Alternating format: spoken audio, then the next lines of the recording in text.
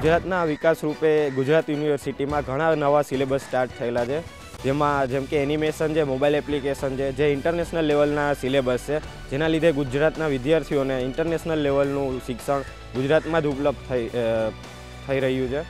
કોઈ બહાર જવું પડતું નથી અને ગુજરાતમાં જ એ લોકોને શિક્ષણ મળી રહે છે અને એ લોકો ઇન્ટરનેશનલ લેવલની કેરિયર બનાવી શકે છે. અને બધા જે કોર્સ છે જે અત્યાર સુધી ગુજરાતમાં નહોતા હવેથી યુનિવર્સિટીમાં ઉપલબ્ધ છે.